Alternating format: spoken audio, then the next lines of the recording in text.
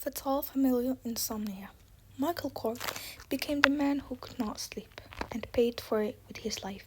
Before the insomnia took hold, Cork was a high-functioning, active individual, a devoted husband, and a teacher of music at a high school in New Lexington, just south of Chicago. At age 40, he began having trouble sleeping. At first, Cork felt that his wife's snoring was to blame. In response to this suggestion, Penny Cork decided to sleep on the couch for the next 10 nights. Cork's insomnia did not abate and only became worse. After months of poor sleep and realizing the cause lay elsewhere, Cork decided to seek medical help.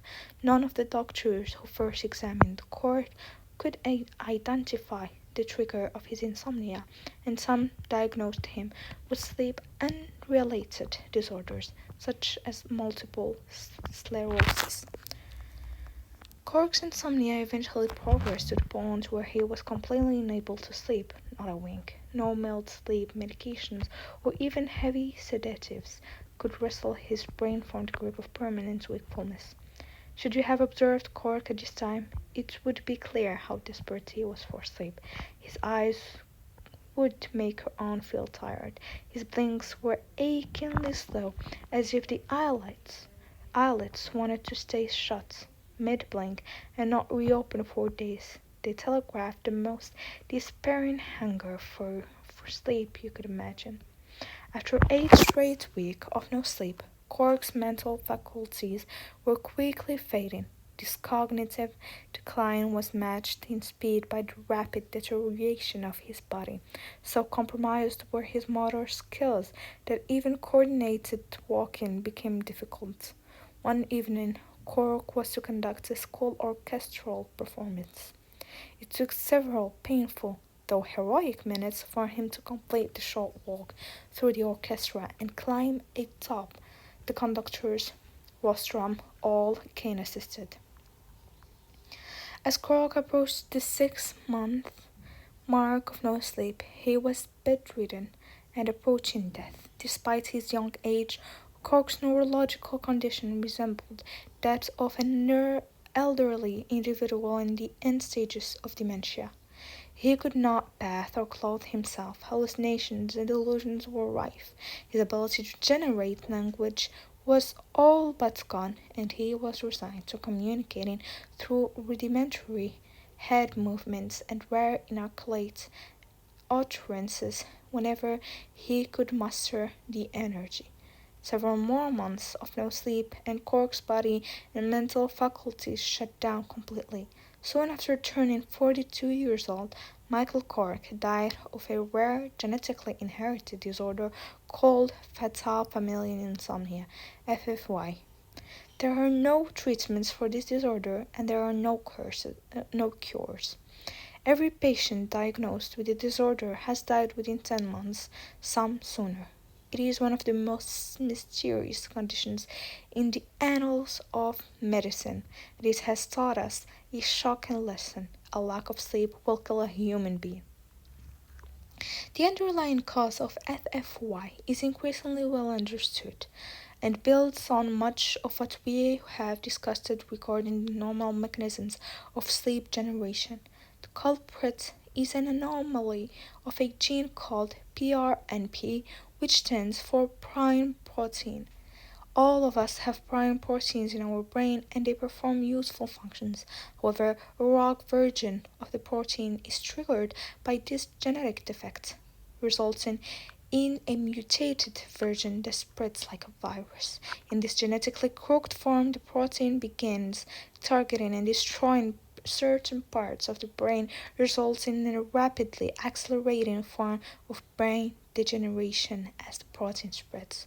One region that this malfeasance protein attacks, and attacks comprehensively, is the thalamus, that sensory gate within the brain that must close shut for wakefulness to end and sleep to begin.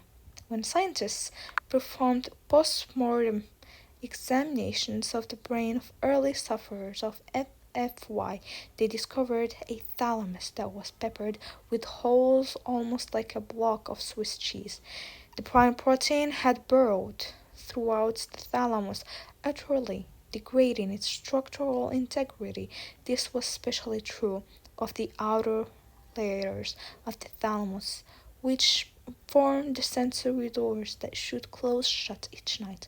Due to this puncturing attack by the prime proteins, the sensory gate of the thalamus was effectively stuck in a permanent open position. Patients could never switch off their conscious perception of the outside world, and as a result could never drift off into the merciful sleep that they so desperately needed. No amount of sleeping pills or other drugs could push the sensory gate closed.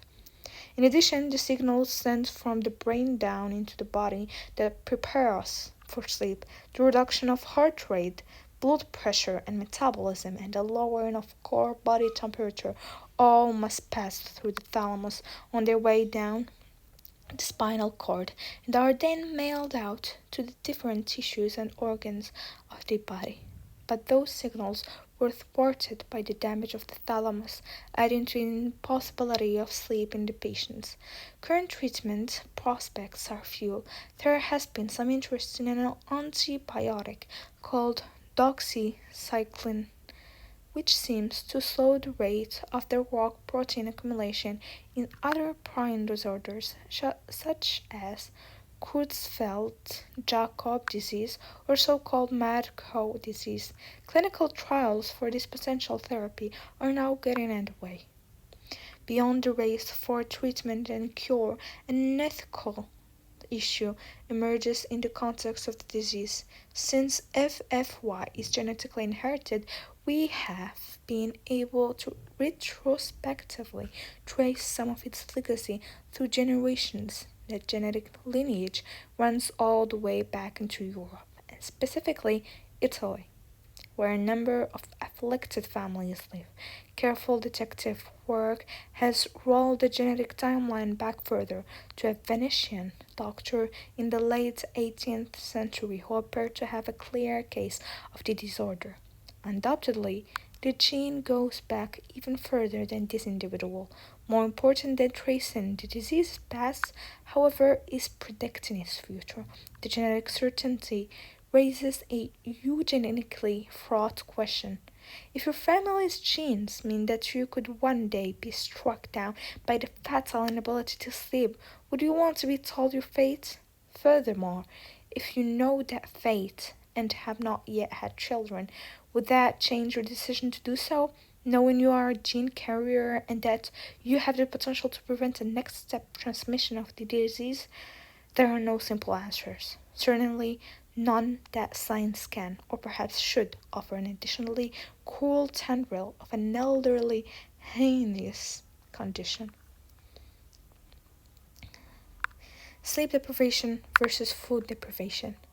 FFY is still the strongest evidence we have that a lack of sleep will kill a human being. Scientifically, however, it remains arguably inconclusive, as there may be other disease-related processes that could contribute to death, and they are hard to distinguish from those of a lack of sleep. There have been individual case reports of humans dying as a result of prolonged total sleep deprivation, such as Jiang Xiaoshan. He was alleged to have stayed awake for 11 days straight to watch all the games of the 2012 European Soccer Championships, all the while working at his job each day. On day 12, Xiaoshan was found dead in his apartment by his mother from an apparent lack of sleep. Then there was the tragic death of a Bank of America intern, Moritz Erhardt, who suffered a life-ending epileptic seizure after acute sleep deprivation from the work overload that is so endemic and expected in that profession, especially from the juniors in such organizations. Nevertheless, these are simply case studies and they are hard to validate and scientifically verify after the fact. Research studies in animals have, however, provided definitive evidence of the deadly nature of total sleep deprivation, free of any comorbid disease. The most dramatic, disturbing, and ethically provoking of these studies was published in 1983 by a research team at the University of Chicago. Their experimental question was simple: is sleep necessary for life? By preventing rats from sleeping for weeks on end in a gruesome ordeal, they came up with an unequivocal answer: rats will die after 15 days without sleep on average. Two additional results quickly followed. First, death ensued as quickly from total sleep deprivation as it did from total food deprivation. Second, rats lost their lives almost as quickly from selective REM sleep deprivation as they did following total sleep deprivation. A total absence of any REM sleep still proved fatal. It just took longer to inflict the same mortal consequence, 45 days on average. There was, however, an issue. Unlike starvation, where the cause of death is easily identified, the researchers could not determine why the rats had died following sleep's absence. Despite how quickly death had arrived, some hints emerged from assessments made during the experiment as well as the later post-mortems. First, despite eating far more than their sleep-rested counterparts, the sleep deprived rats rapidly began losing body mass during the study. Second, they could no longer regulate their core body temperature. The more sleep-deprived the rats were, the colder they became, regressing toward ambient room temperature. This was a perilous state to be in. All mammals, humans included, live on the edge of a thermal cliff. Physiological processes within the mammalian body can only operate within a remarkably narrow temperature range. Dropping below or above this life-defining thermal threshold is a fast track to death. It was no coincidence that these metabolic and thermal consequences were jointly occurring.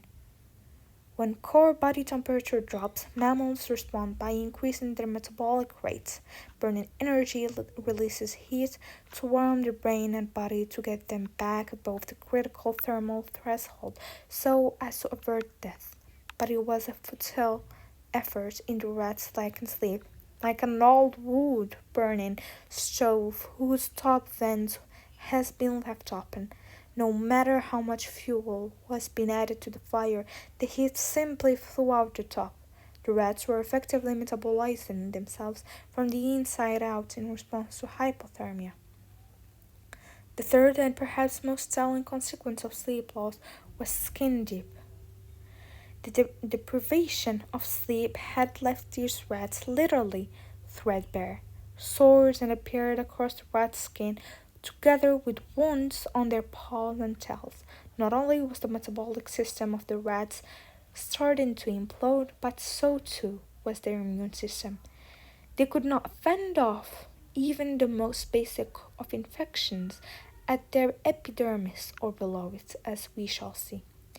If these outward signs of degrading health were not shocking enough, the internal damage revealed by the final postmortem was equally ghastly. A landscape of utter psychological distress awaited the pathologist. Complications ranged from fluid in the lungs and internal hemorrhaging to ulcers puncturing the stomach lining. Some organs, such as the liver, spleen, and kidneys, had physically decreased in size and weight. Others, like the adrenal glands that respond to infection and stress, were markedly enlarged. Circulating levels of the anxiety-related hormone corticosterone released by the adrenal glands had spiked in the sleepless rat. What then was the cause of death? Therein lay the issue. The scientists had no idea. Not all the rats suffered the same pathological signature of the disease. The only commonality across the rats was death itself, or the high likelihood of it, at which point the researchers euthanized the animals. In the years that followed further experiments, the last of their kind, as scientists felt, rightly in my personal view, uneasy about the ethics of such experiments based on the outcome, finally resolved the mystery. The fatal final straw turned out to be Septicemia, a toxic and systemic whole organism bacterial infection that coursed through the rat's bloodstream and ravaged the entire body until death. Far from a vicious infection that came from the outside, however, it was simple bacteria from the rat's very own gut that inflicted the mortal blow, one that an otherwise healthy immune system would have easily quelled when fortified by sleep. The Russian scientist Mary the Manasseh had in fact reported the same mortal consequences of continuous sleep deprivation in the medical literature a century earlier. She noted that young dogs died within several days if prevented from sleeping, which are difficult studies for me to read, I must confess. Several years after de Manasseh's studies, Italian researchers described the equally lethal effects of total sleep deprivation in dogs, adding the observation of neural degeneration in the brain and spinal cord at postmortem. It took another 100 years after the experiments of the Manasseh and the advancements in precise experimental laboratory assessments before the scientists at the University of Chicago finally uncovered why life ends so quickly in the absence of sleep.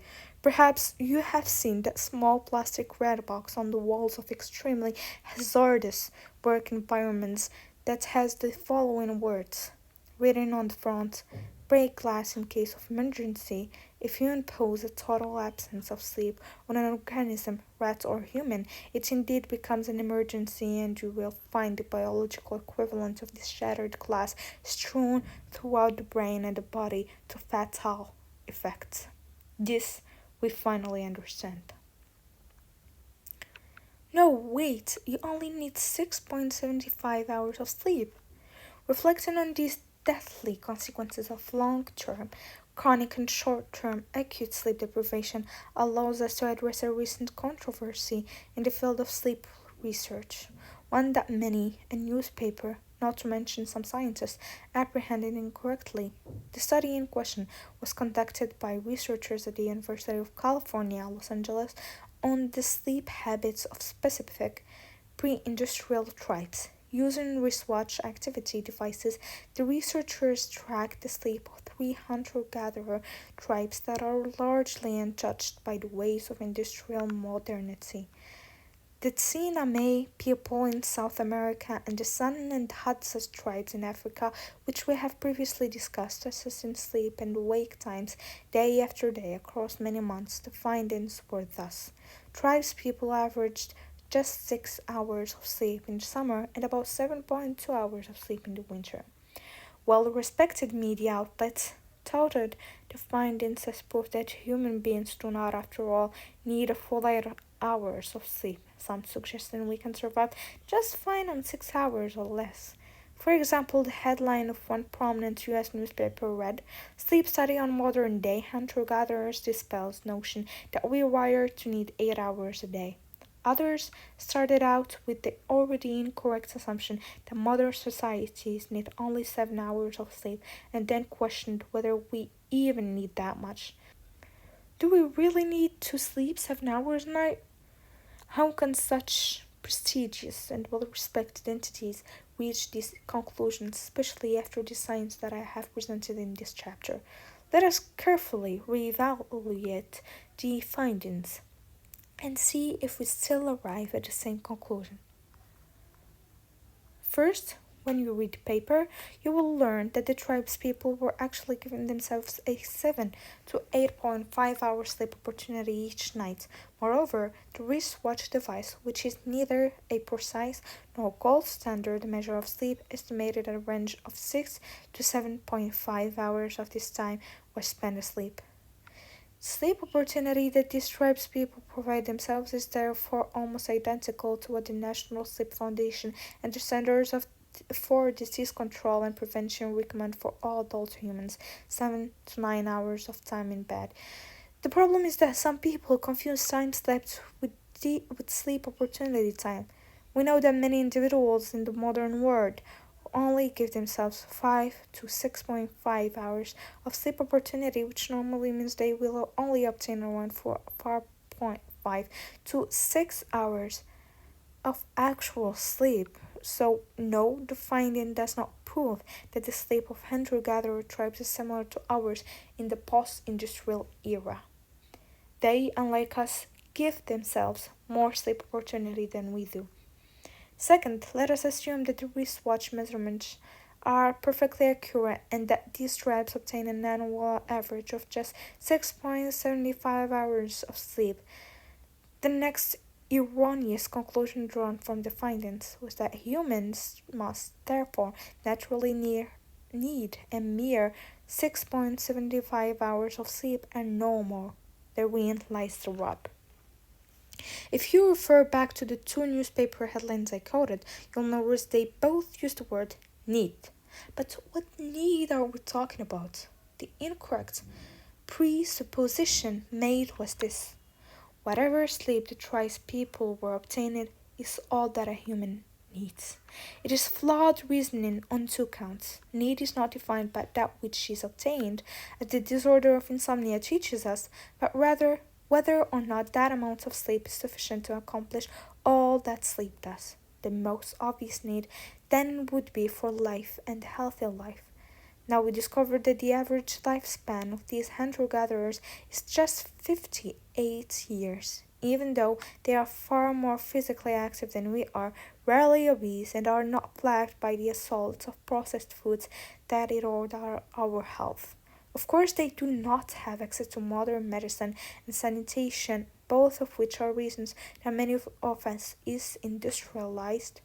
First world nations have an expected lifespan that exceeds theirs by over a decade. But it is telling that based on epidemiological data, any adults sleeping an average of 6.75 hours a night would be predicted to live only into their early 60s, very close to the median lifespan of these tribes people. More prescient, however, is what normally kills people in these tribes. So long as they survive high rates of infant mortality and make it through adolescence, a common cause of death in adulthood is infection.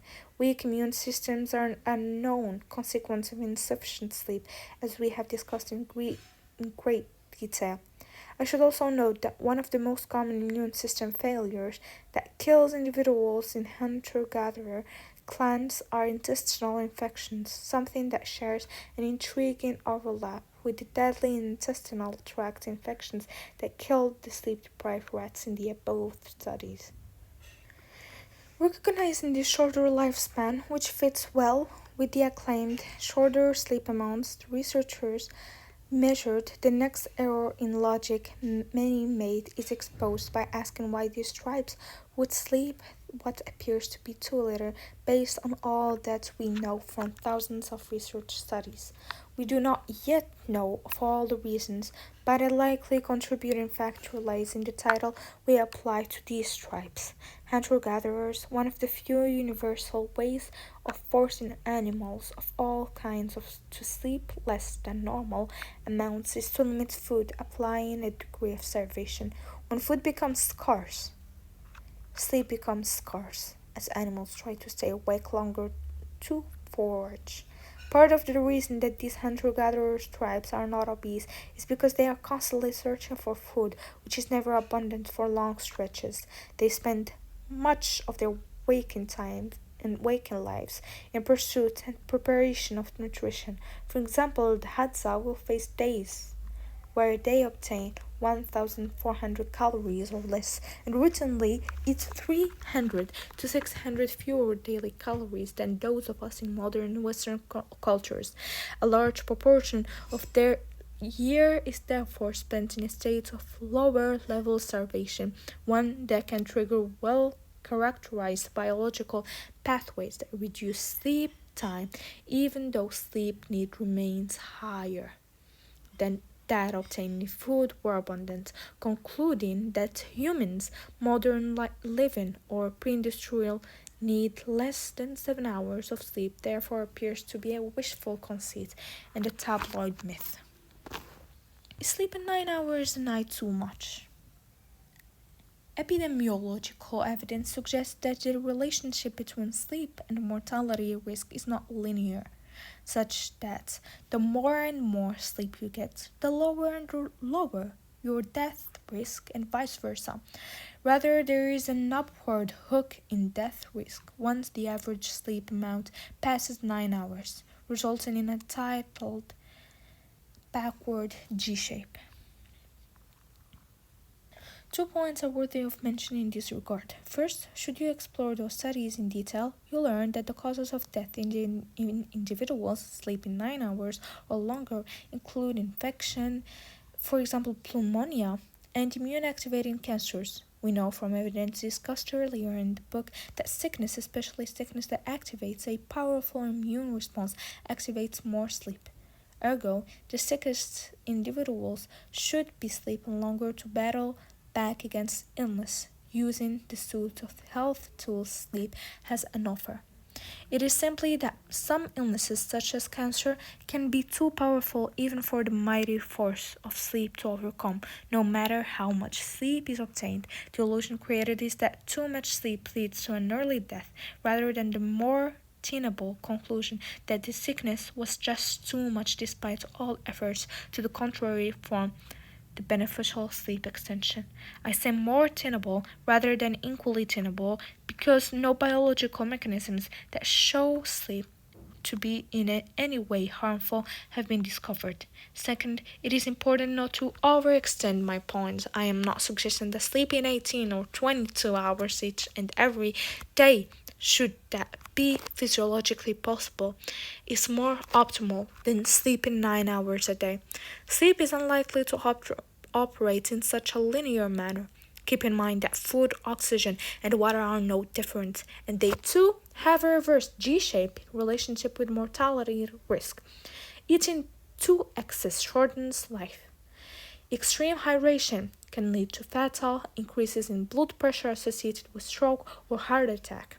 Too much oxygen in the blood, known as hyperoxia, is toxic to cells, especially those of the brain. Sleep, like food, water, and oxygen, may share this relationship with mortality risk when taken to extremes. After all, wakefulness in the correct amount is evolutionary adaptive, as is sleep. Both sleep and wake provide synergistic and critical, though often different, survival advantages. There is an adaptive balance to be struck between wakefulness and sleep. In humans, that appears to be around 16 hours of total wakefulness and around 8 hours of total sleep for an average adult.